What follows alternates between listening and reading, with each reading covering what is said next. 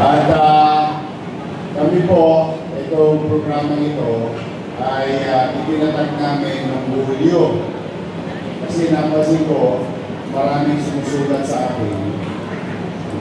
Kasi naman namin tinutukunan pag nakaluluwag. Pag meron, okay. Pag wala, maghihintay lang. At mabalitaan nyo naman yun, no? Pinadala ng mga opisyal ninyo.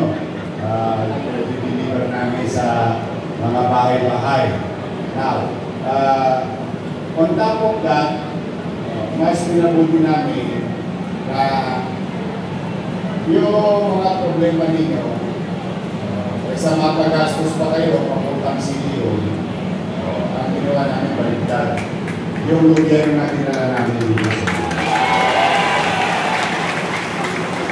Kaya ito'y isa sa mga maliliit naming kaparangan na maibsan yung kinakarap ninyo.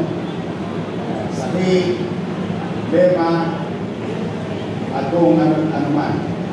Kahit dito man lamang itong Agave program, ay maramdaman ng pamahalaan ng kabayan na ang pamahalaan mismo yung lumalapit sa kanila at ang pamahalaan mismo ang umahanap sa mga nangangailangan.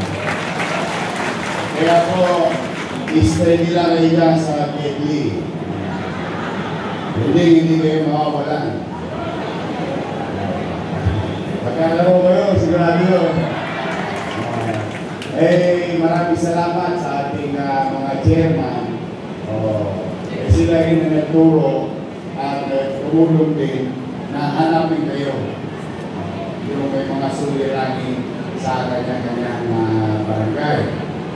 At saka yung aking paborito, si Jeff Papiana. Sa Jeff.